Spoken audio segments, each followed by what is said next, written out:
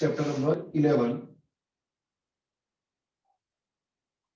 Bank reconciliation statement.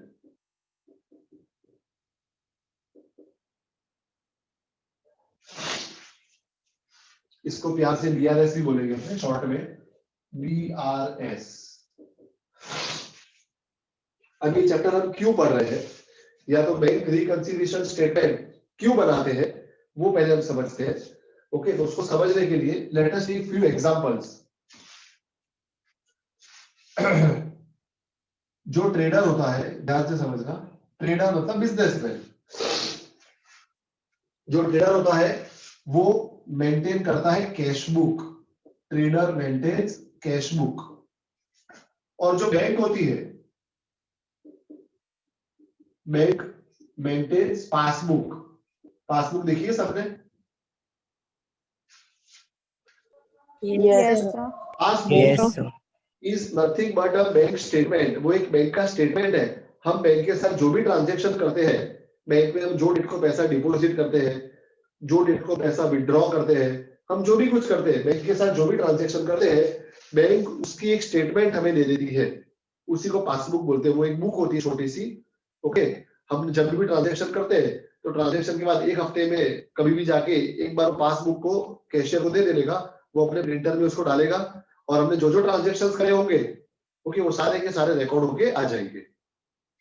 Okay, तो ये passbook है। तो passbook is nothing but it is a bank statement which is prepared by the bank. उसको prepare bank करता है और हमें तो खाली उसकी एक कॉपी मिलती है, ताकि अपने को पता रहे कि हमने कौन सी डेट को पैसा विड्रॉ करा, कौन सी डेट को पैसा हमने डिपॉजिट किया, कौन सी डेट को हमें इंटरेस्ट रिसीव हुआ, ओके, कौन सी डेट को हमने लाइट बिल पे किया ऑनलाइन। ये जो भी चीजें, जो भी ट्रांजैक्शन हम ऑनलाइन करते हैं, बैंक के थ्रू करते हैं, तो वो सबका एक रिकॉर्ड जो है वो बैंक मेंटेन करती है। प्रिपेयर उसको बैंक करेगा, हमारे पास तो खाली उसका एक कॉपी होती है। तो passbook is nothing but it is a copy of a bank statement which is provided by the bank. Okay, तो पासबुक को बैंक बनाता है और कैश बुक को ट्रेडर बनाता है। अब ये दोनों बुक जो है, कैश बुक और पासबुक, दोनों का बैलेंस इक्वल होना चाहिए। दोनों का बैलेंस इक्वल होना चाहिए। अगर हमने किसी को 1000 रुपए पे करे हैं तो क्या होगा, कैश बुक का जो भी हमारा बैलेंस होगा उसमें 1000 रुपीज माइनस हो जाएगा। और अपने पे करे, चेक से पे करे या ऑनलाइन पे करे, तो हमारे बैंक अकाउंट में भी 1000 रुपीज माइनस हो जाना चाहिए, है ना। तो अगर दोनों जगह एडिशन और सब्ट्रैक्शन इक्वली हो रहा है तो फिर ये बीआरएस बनाने की कोई जरूरत नहीं है। लेकिन प्रैक्टिकली ऐसा नहीं होता है। प्रैक्टिकली क्या होता है, ये दोनों के बीच में कभी कभी डिफरेंस आ जाता है, इनइक्वल हो जाते हैं। एक उसका मैं सिंपल एग्जांपल लेता हूं। फॉर एग्जांपल, मैंने हर्षप्रीत को 2000 रुपीज दिए। कैसे दिए मैंने, तो मैंने उसके अकाउंट में ऑनलाइन ट्रांसफर करा। ऑनलाइन ट्रांसफर करा, मतलब पैसा तो कहां से जाएगा, मेरे बैंक अकाउंट में से जाएगा। यस और नो? Yes, sir. अब मैंने जैसे ही हर्षप्रीत को 2000 रुपीज ट्रांसफर करे हैं, बराबर है, तो मैं तो तुरंत का तुरंत क्या करूंगा, मेरे कैश बुक के अंदर 2000 को माइनस कर दूंगा। लेकिन अभी वो अमाउंट जो है वो हर्षप्रीत को मिला नहीं है, बैंक में से अभी तक वो माइनस नहीं हुआ है। सर्वर एरर होने की वजह से, या तो इसे ट्रांजैक्शन में 1-2 घंटे लगते हैं, और कभी कभी सर्वर डाउन हो तो 1-2 दिन भी लग जाते हैं। जैसे तुम में से कोई स्टूडेंट ऑनलाइन ट्रांसफर करता है अमाउंट, तुम्हें में से किसी ने फीस भरी, ओके, तुम स्क्रीनशॉट खींचे मुझे भेजते हो, तो तुम्हारे तरफ से तो पैसा डेबिट हो गया है, लेकिन मेरे अकाउंट में अभी तक नहीं आया है। ओके, तो क्या होगा, कैश बुक में हमने 2000 को माइनस कर दिया, लेकिन अभी भी बैंक में से वो 2000 माइनस नहीं हुआ है। तो मान लो हमारा कैश बुक और पासबुक का बैलेंस 1 लाख रुपीस का था स्टार्टिंग में, इक्वल था। ओके, अब मैंने जैसे ही 2000 रुपीज हर्षप्रीत को ट्रांसफर करे, उसको चेक दे दिया या ऑनलाइन ट्रांसफर करे, तो मैंने तो सीधा इधर 2000 माइनस कर दिया मेरे कैश बुक में, क्योंकि कैश बुक तो कौन बनाएगा, ट्रेडर। और मैंने मेरा बैलेंस कितना कर दिया, 98,000 कर दिया। लेकिन सर्वर डाउन होने की वजह से, या मान लो मैंने ये ऑनलाइन ट्रांसफर कब किया, सैटरडे को शाम को 6 बजे किया, जब बैंक ऑलरेडी बंद हो जाती है, ओके, फिर संडे आ गया, उसके बाद मंडे, तो बैंक के अकाउंट में से तो ये 2000 का माइनस होगा, मंडे को माइनस होगा, तो सैटरडे और मंडे के बीच में क्या होगा, ये डिफरेंस रहेगा। अकॉर्डिंग टू कैश बुक मेरा बैंक बैलेंस कितना हो गया है, 98,000 हो गया है, लेकिन अकॉर्डिंग टू पासबुक अभी भी मेरा बैंक बैलेंस कितना है, 1 लाख रुपया है, 2000 अभी तक माइनस नहीं हुआ है, ड्यू टू सर्वर एरर या ड्यू टू लेट ट्रांसफर, जो भी होगा, ओके। तो ये डिफरेंस रहेगा। ये डिफरेंस क्यों आया वो बताने के लिए हमें क्या बनाना पड़ता है, BRS, बैंक रिकंसिलिएशन स्टेटमेंट। एक और एग्जांपल देता हूं, मैंने मान लो 2000 का चेक दिया, चेक पे हर्षप्रीत सिंह का नाम लिख दिया, उसको 2000 का मैंने चेक दे दिया। अब मैंने चेक दे दिया, मतलब मेरी तरफ से तो मैंने उसको पैसा दे दिया है, तो मैं तो 2000 माइनस कर दूंगा, लेकिन अब वो ये जो 2000 है वो मेरे बैंक में से कब निकलेगा, जब हर्षप्रीत ये चेक अपने बैंक में जमा करवाएगा तब पैसा निकलेगा ना। पर हर्षप्रीत तो क्या हुआ, उसने मुझसे चेक लिया, फिर वो 4 दिन के लिए बाहर घूमने चला गया और चेक जो उसके बैंक उसके पॉकेट में रह गया, तो 4 दिन तक तो वो चेक मेरे बैंक में आया ही नहीं है। तो बैंक में जब चेक आया ही नहीं है तो बैंक कैसे उसको डेबिट करेगी, तो 2000 अभी माइनस नहीं हुआ। तो 4 दिन तक क्या रहेगा, 4 दिन तक मेरा कैश बुक के अंदर बैंक बैलेंस 98,000 हो गया है, लेकिन पासबुक के अंदर अभी भी 1 लाख है।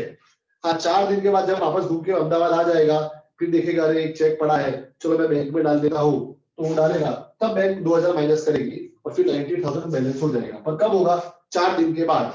लेकिन 4 दिन तक तो क्या हुआ, कैश बुक और पासबुक का बैलेंस इनइक्वल रहा, ओके। तो ये इनइक्वालिटी क्यों आई है, उसका क्या रीजन है, वो रीजन शो करने के लिए हमें क्या बनाना पड़ता है, BRS।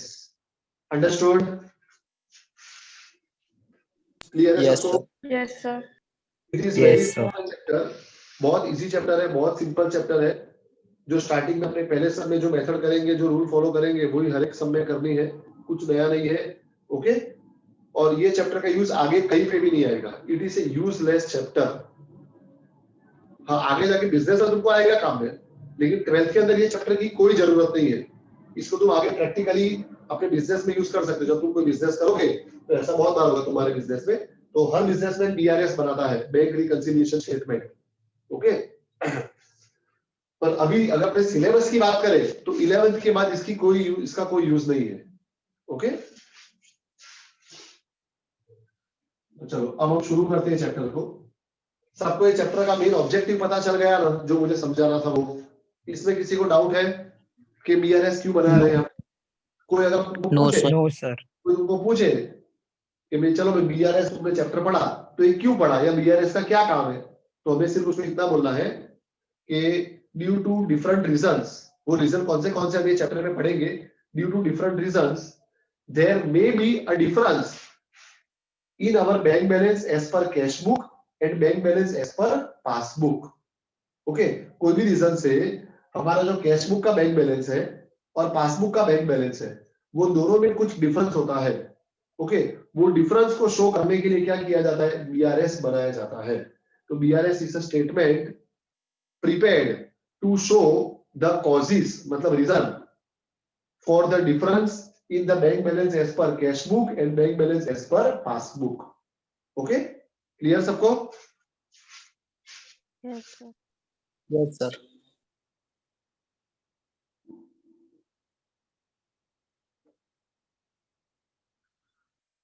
चलो सबसे पहले हम पासबुक की डेफिनेशन लिख देते हैं। व्हाट इज पासबुक, पहले हम पासबुक की डेफिनेशन लिख देते हैं। इसका मैं स्क्रीनशॉट तो बाद में भेज ही दूंगा, तुम लोग बाद में लिख लेना। तो passbook is a copy or extract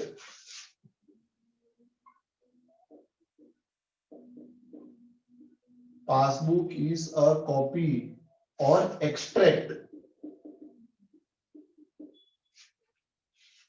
of a trader's account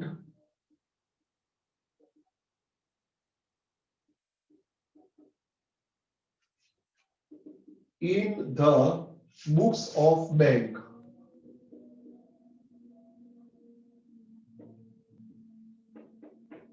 okay.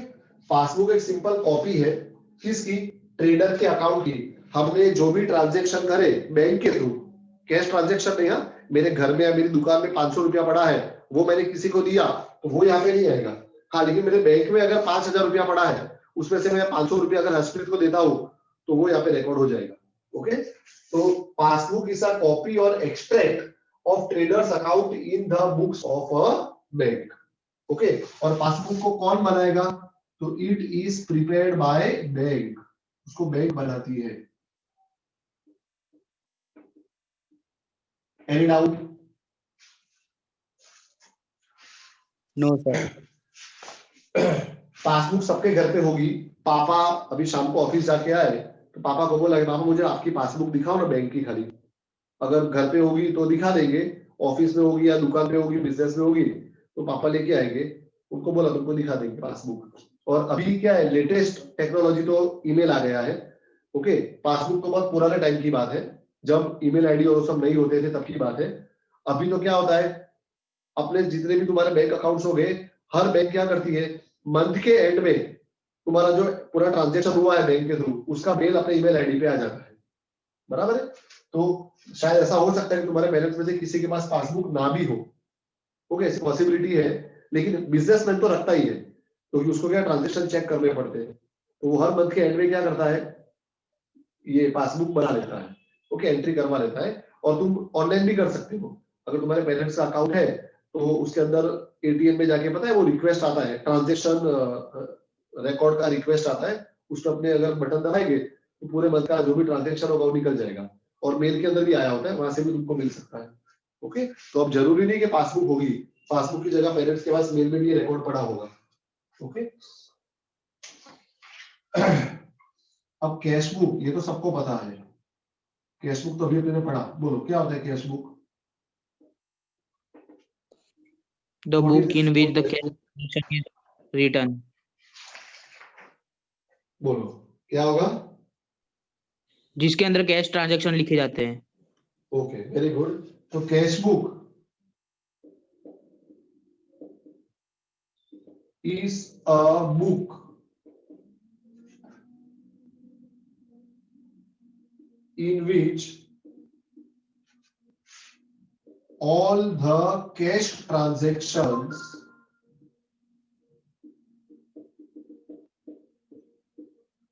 are recorded in the books of a trader. Okay, books of bank नहीं आएगा, बुक्स ऑफ ट्रेडर आएगा, क्योंकि कैश बुक कौन बनाता है? ट्रेडर खुद बनाता है। ओके, मैं बिजनेस कर रहा हूं तो मैं खुद अपनी कैश बुक बनाऊंगा। फिर अगर मैं कुछ पैसा डिपॉजिट करता हूं बैंक में डिपॉजिट किया, उसकी कॉन्ट्रा एंट्री करते हैं, डिपॉजिट इन द बैंक की, पता है ना कैश बुक के अंदर, वो एंट्री कर देंगे। अगर हमने पैसा बैंक से निकाला है, विड्रॉ करा है, तो उसकी भी कॉन्ट्रा एंट्री है, वो हम कर देंगे। तो कैश बुक हमेशा कौन बनाता है? ट्रेडर बनाता है। Okay, it is prepared bye trader. Any doubt? Clear है सबको यहाँ तक? Yes sir. अब इसके बाद अपने बीआरएस का भी एक काम करते, लिख ही देते हैं साथ में। बीआरएस की डेफिनेशन भी लिख देते हैं, उसके बाद साथ में स्क्रीनशॉट लेते हैं। थर्ड,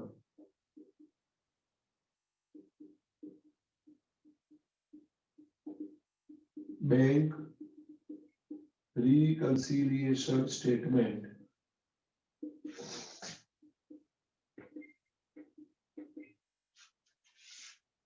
अभी बीआरएस कौन बनाता है? तो बैंक रिकंसिलिएशन स्टेटमेंट जो है वो ट्रेडर खुद बनाता है। ओके, ट्रेडर खुद बनाएगा, क्योंकि उसी को पता है कि क्यों कैश बुक और पासबुक के अंदर डिफरेंस आया है। ओके, तो बैंक रिकंसिलिएशन स्टेटमेंट कौन बनाएगा? ट्रेडर खुद बनाएगा।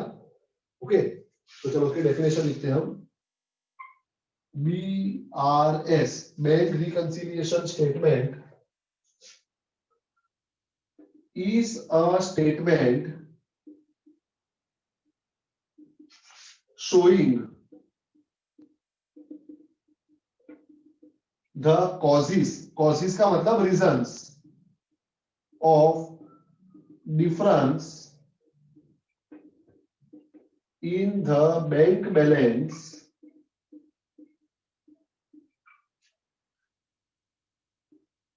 As per cash book and bank balance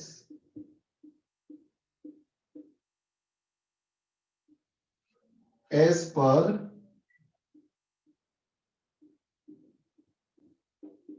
passbook. Okay, तो बीआरएस क्या है? तो बीआरएस इज अ स्टेटमेंट, वो एक स्टेटमेंट है जिसके अंदर हम क्या शो करेंगे? We will show the reasons, causes का मतलब reasons, that why there is a difference in the bank balance as per cash book and bank balance as per passbook. दोनों में डिफरेंस क्यों है, उसका रीजन हम लिखेंगे वहां पे। Okay, yes. चलो इसका स्क्रीनशॉट लेते हैं।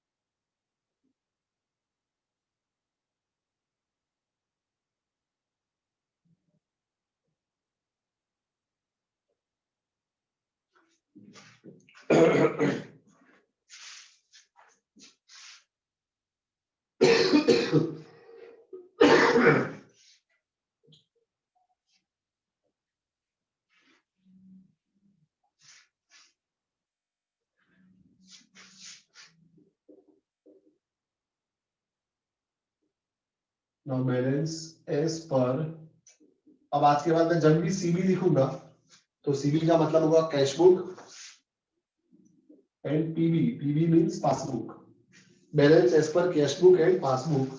अभी जो मैं टेबल बना रहा हूं बहुत ध्यान से समझना।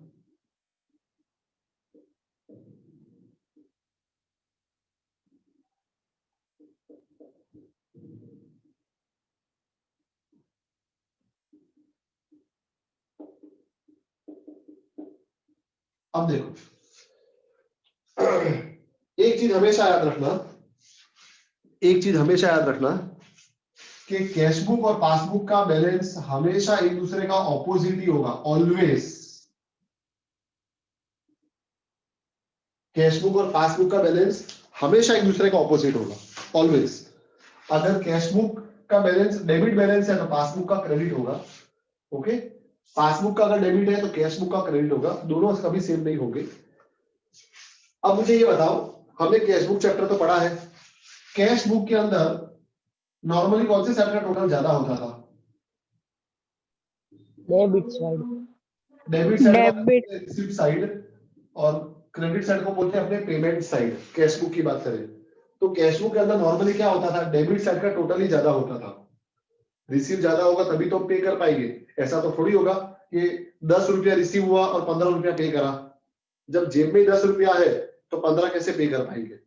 ओके, तो नॉर्मली क्या होता है, कैश बुक के अंदर रिसीप्ट साइड का टोटल ज्यादा होता है और पेमेंट साइड का कम होता है। पर अगर उल्टा हो जाए, अगर उल्टा हो जाए तो उसको बोला जाता है बैंक ओवरड्राफ्ट। बैंक ओवरड्राफ्ट में क्या होगा, हमारे पास जितना बैलेंस था उससे हमने ज्यादा विड्रॉ किया। ओके, रिसीव हुआ था 10 रुपया और हमने पे किया 15 रुपया, तो एक्स्ट्रा 5 रुपया कहां से आया? तो बैंक से अपने उधार पे लिया है, जिसको बोला जाता है बैंक ओवरड्राफ्ट। ओके, तो नॉर्मल केस में हमेशा रिसीप्ट का टोटल ज्यादा होता है और पेमेंट का टोटल कम होता है। नॉर्मली रिसीप्ट का टोटल ज्यादा मतलब डेबिट का टोटल ज्यादा और क्रेडिट का टोटल कम। इसके लिए नॉर्मल केस में कैश बुक का बैलेंस कैसा बैलेंस होगा? Debit balance. नॉर्मल केस में कैश बुक का बैलेंस डेबिट बैलेंस होता है। हमने लेजर चैप्टर में पढ़ा है ना? डेबिट बैलेंस और क्रेडिट बैलेंस हमने कैसे डिसाइड करते थे? मैंने दो तरीके से तुमको बताया था।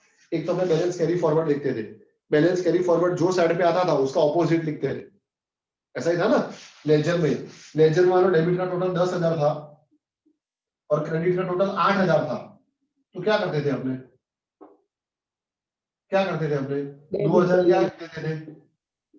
बैलेंस कैरी फॉरवर्ड, है ना? फिर अपने लिखते थे कि जो भी लेजर है कौन सा balance? Balance carry forward credit side पे है तो डेबिट बैलेंस ऑफ ₹2000। तो क्यों डेबिट बैलेंस लिखा था? तो दो तरीके से, या तो बैलेंस कैरी फॉरवर्ड को देखो और उसके ऑपोजिट साइड लिख दो। बैलेंस कैरी फॉरवर्ड क्रेडिट में तो डेबिट लिख दिया। ओके, या तो दूसरा तरीका, कौन सा टोटल ज्यादा था, 10,000, डेबिट का टोटल ज्यादा था, इसके लिए डेबिट बैलेंस आया। ओके, तो कैश बुक में भी ऐसा ही होता है, नॉर्मल केस में डेबिट का टोटल ज्यादा होता है और क्रेडिट का कम होता है, इसके लिए क्या होगा, डेबिट बैलेंस होगा। क्लियर सबको? Yes sir. ओके, और यही नॉर्मल केस में अगर कैश बुक डेबिट बैलेंस है तो पासबुक का क्या होगा, क्रेडिट ही होगा। तुमको मेन ये एक याद रखना है, बाकी सब फिर लर्न हो जाएंगे। तो नॉर्मल केस में कैश बुक का बैलेंस डेबिट होता है तो अपने पासबुक का क्या होगा, क्रेडिट। मैं ऐसा बोलूं कि मेरे बैंक अकाउंट के अंदर 10 लाख रुपए पड़े हैं, तो 10 लाख रुपया कौन सा बैलेंस हो गया, credit balance. Okay, normal case है, ओवरड्राफ्ट वाला नहीं है। ओके, मैं बोलूं मेरे बैंक अकाउंट के अंदर 50,000 रुपए पड़े हैं, तो which balance, credit balance. Okay, तो balance as per cash book हमेशा कैसा होता है, डेबिट बैलेंस होता है नॉर्मल केस में, इसलिए पासबुक वाला क्रेडिट होगा। अब अगर ओवरड्राफ्ट होगा तो क्या हो जाएगा, उल्टा हो जाएगा। ओवरड्राफ्ट में क्या होगा, क्रेडिट का टोटल ज्यादा हो जाएगा, पेमेंट ज्यादा करा होगा और रिसीव कम हुआ होगा, उसको बोलते हैं ओवरड्राफ्ट। ओवरड्राफ्ट में क्रेडिट का टोटल ज्यादा है, इसलिए कैश बुक में क्या आ जाएगा, क्रेडिट, और इसलिए पासबुक में क्या आ जाएगा, डेबिट। तो तुमको तो एक चीज याद रखनी है, ये फर्स्ट वाला, डेबिट के बाजू में और डेबिट के नीचे कभी डेबिट नहीं आएगा, ऑल्टरनेट ही आएगा, इधर डेबिट है तो नीचे क्रेडिट ही आएगा, बाजू में भी क्रेडिट ही आएगा। तो तुम खाली क्या याद रखो भाई, कैश बुक का नॉर्मल बैलेंस डेबिट बैलेंस होता है, बस यहाँ डेबिट लिख दिया, फिर नीचे भी क्रेडिट आएगा, बाजू में भी क्रेडिट ही आएगा, डायगोनल होगा, ये डायगोनल डेबिट का और ये डायगोनल क्रेडिट का। अंडरस्टूड? यस ओके, तो यस सर। इसको अच्छे से याद रखना है, इसका यूज हम हर सम में करेंगे। हर एक सम का पहला स्टेप में ये टेबल के ऊपर से एंट्री करनी होगी। मैं टेबल जब सम बना दूंगा वापस, पर ये टेबल तुमको याद रहना चाहिए और भूखना कुछ भी नहीं है। ओके भाई, क्यों कैश बुक में नॉर्मल केस में डेबिट लिखा, तो भाई नॉर्मल केस में कैश बुक का डेबिट का टोटल ज्यादा होता है और क्रेडिट का टोटल कम होता है, इसके लिए डेबिट आया। Okay,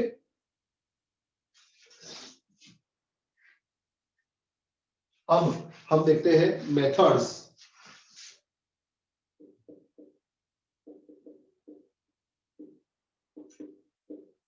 to prepare bank reconciliation statement, there are two methods. First is a mathematical method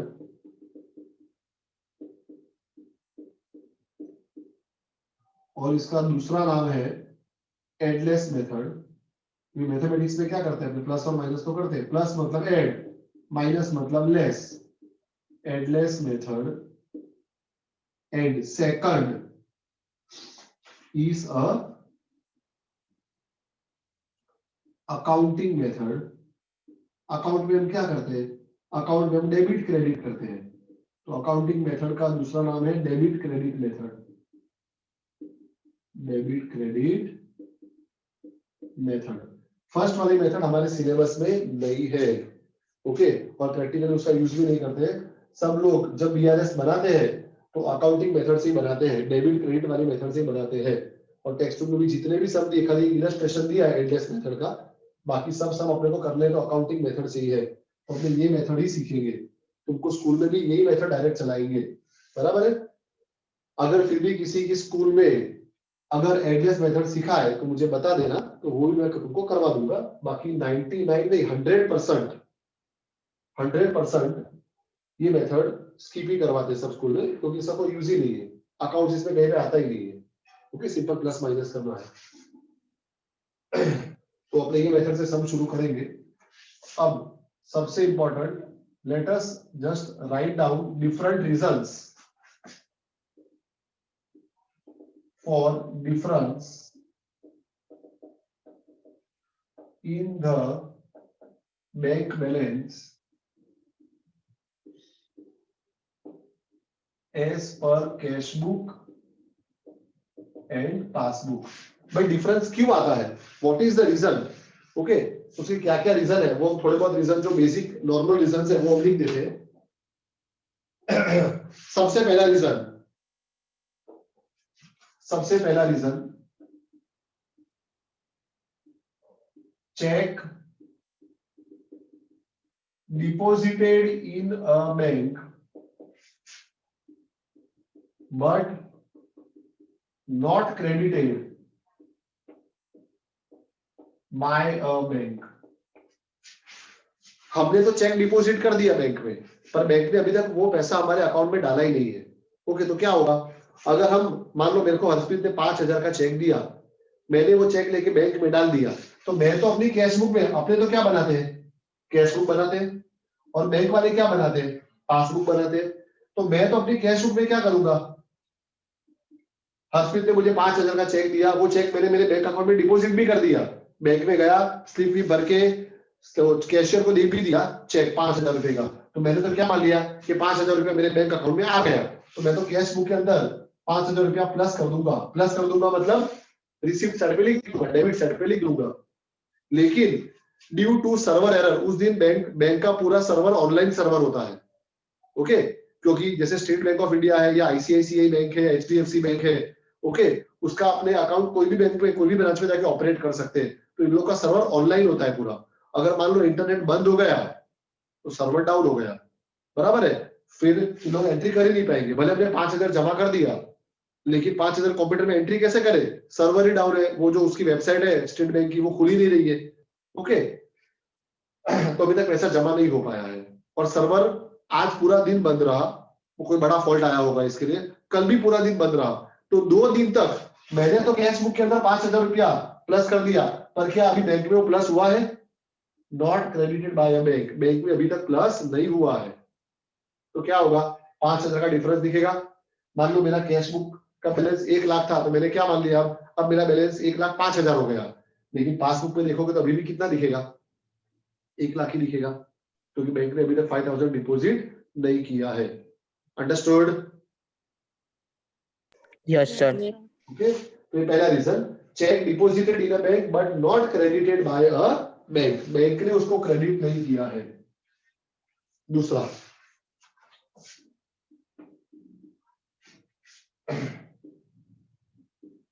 check issued but not presented in a bank, cheque issued but not presented in a bank, इसका तो मैंने तुमको example दिया था अभी, हर्षप्रीत वाला मैंने तुमको एग्जांपल दिया था कि मान लो मैंने हर्षप्रीत को 5,000 का चेक इश्यू कर दिया, अब मैंने चेक दे दिया, इसका मतलब क्या हुआ, भाई मैंने तो पेमेंट कर दिया, तो मैं तो अपनी कैश बुक के अंदर क्या करूंगा, 5,000 माइनस कर दूंगा, क्योंकि मेरा बैलेंस 1 लाख था, 5,000 माइनस करके 95,000 हो गया, क्योंकि मैंने हर्षप्रीत को 5,000 का चेक दे दिया है, पर हर्षप्रीत ने वो चेक 10 दिन तक अपने जेब में रखा, वो बाहर चला गया था, कुछ भी होगा, तो 10 दिन तक वो चेक उसके जेब में रहा, तो बैंक तो कब अपने अकाउंट में से पैसा माइनस करेगी, जब बैंक के पास कोई चेक लेकर आएगा तब। हर्षप्रीत 10 दिन तक चेक लेकर गया ही नहीं बैंक में, तो 10 दिन तक तो क्या होगा, मैंने कैश बुक के अकॉर्डिंग 5,000 माइनस कर दिया, मतलब मेरा बैलेंस 95,000 हो गया है, पर कैश पासबुक के अंदर तो अभी भी मेरा बैलेंस कितना दिखेगा,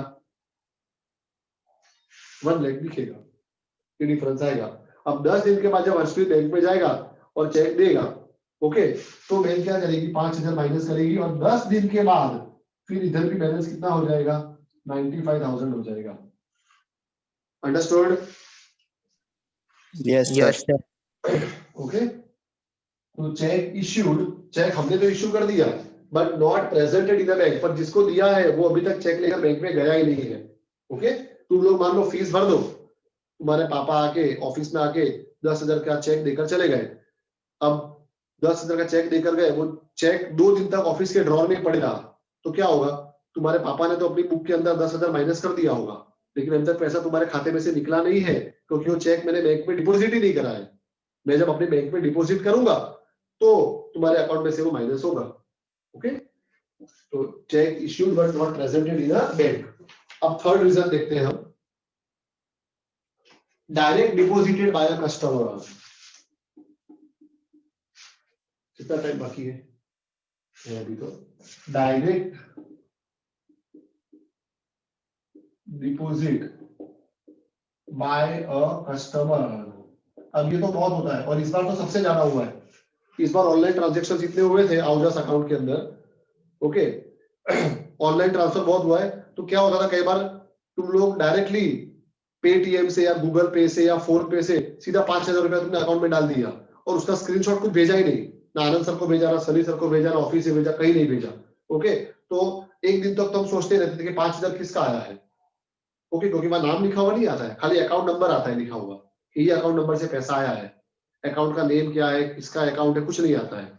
ओके, उसमें तो ऐसा है कि अगर कस्टमर डायरेक्ट हमारे बैंक में पैसा डिपॉजिट कर देता है तो क्या उसके बारे में हमें नॉलेज है? मान लो हर्षप्रीत ने सीधा मेरे बैंक में पैसा डिपॉजिट कर दिया मेरे बैंक अकाउंट के अंदर। ओके, तो क्या मेरे को उसके बारे में पता है? No sir. पता है कि नहीं पता है? नो। एक वापस से बोल रहा हूँ, एक मिनट, हाँ मीटिंग एंड हो रही है तो वापस पहले ज्वाइन हो जाओ, फिर ये एग्जांपल को हम कंटिन्यू करते हैं। ओके, तो अगेन ये एग्जांपल को कंटिन्यू करते हैं। Direct deposit by a customer. थोड़ी देर के लिए अपने ऐसा मान लेते हैं कि मेरे बैंक अकाउंट में भी 1,00,000 रुपया है। ओके, तो बैलेंस एज पर कैशबुक बोलो या बैलेंस एज पर पासबुक बोलो, 1,00,000 रुपीस होगा। अब हर्षप्रीत के पास मेरा बैंक अकाउंट था। ओके, या हर्षप्रीत ने डायरेक्टली फोन पे के थ्रू या गूगल पे के थ्रू डायरेक्टली मेरे अकाउंट में 5,000 डिपॉजिट कर दिया और मुझे बताया भी नहीं।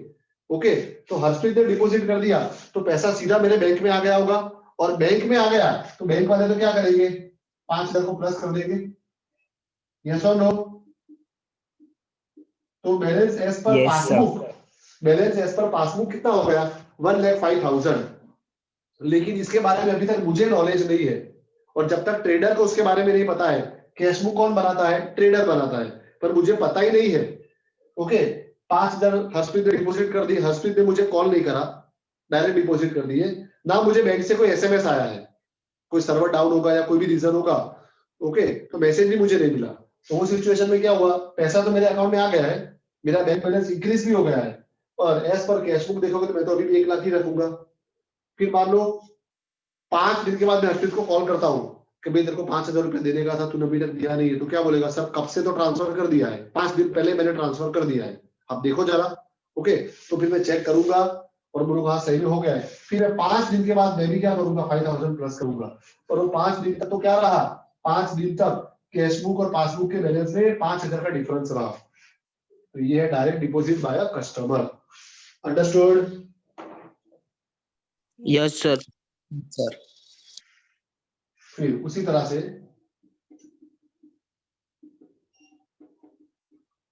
Interest, commission, dividend etcetera recorded by bank. अब ये भी बहुत इंपॉर्टेंट है, अभी तो टेक्नोलॉजी का जमाना है, सब कुछ एसएमएस के थ्रू पता चल जाता है। अगर बैंक अपने अकाउंट में 100 रुपए इंटरेस्ट ऐड करती है या माइनस करती है, ओके, तो अपने को डायरेक्ट उसका एसएमएस आ जाता है।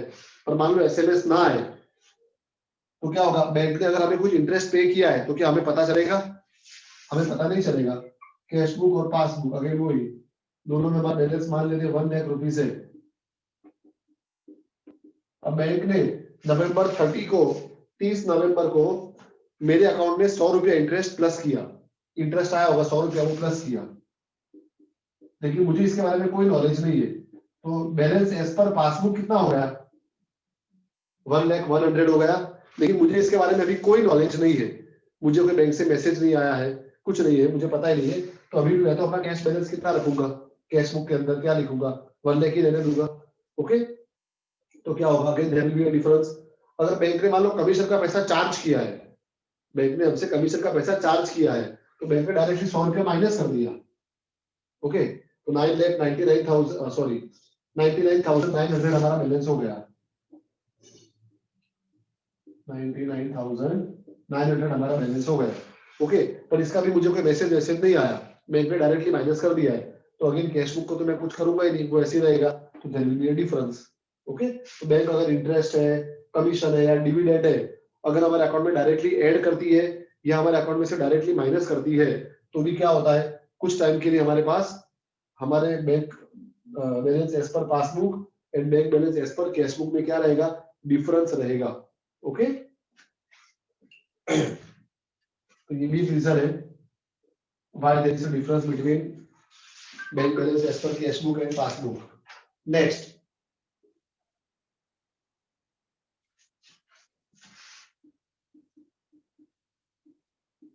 check recorded in cash book but not deposited in the bank. अभी भी इंटरेस्टिंग केस है. Cheque recorded in cash book but not deposited in the bank. अब इसका मतलब क्या होगा? देखो, मान लो मैं अपनी दुकान में बैठा था, हरप्रीत ने मुझे 3,000 का चेक दिया. वो चेक मैंने रिसीव कर लिया. ओके, और रिसीव करने के बाद मुझे पता है कि मैं अभी दोपहर को बैंक में जाने वाला हूं. तो मैंने क्या करा, दोपहर बैंक में तो मैं दोपहर को जाने वाला हूं, पर मैंने पहले से ही एडवांस में अपनी कैश बुक के अंदर 5,000 का चेक रिसीव करके रिकॉर्ड करके रख दिया कि मैं दोपहर के बाद दुकान तो बैंक में तो जाने वाला हूं, तो तब मैं डिपॉजिट कर दूंगा. तो मैंने कैश बुक में रिकॉर्ड करके रख दिया, लेकिन दोपहर को मैं बैंक में जाना भूल गया. तो क्या होगा? अब मैंने कैश बुक में रिकॉर्ड कर दिया है, तो कैश बुक के अंदर तो क्या होगा, मेरा बैलेंस 5,000 इंक्रीज हो गया होगा. लेकिन क्या वो चेक मैंने अभी बैंक में डिपॉजिट किया? नहीं किया, मैं भूल गया. ओके, दोपहर को मैं बैंक में जाने वाला था, पर कोई काम आ गया और मैं नहीं जा पाया. ओके, तो क्या होगा? पासबुक के अंदर अभी भी ये 5,000 रुपया प्लस नहीं होगा, क्योंकि वो चेक तो मेरे जेब में ही पड़ा है. ओके, तो cheque recorded in cash book, हमने कैश बुक में तो रिकॉर्ड कर दिया, पर उसको बैंक में डिपॉजिट करना हम भूल गए. Not deposited in the bank. Understood? Yes, sir. Yes, sir. उसी तरह से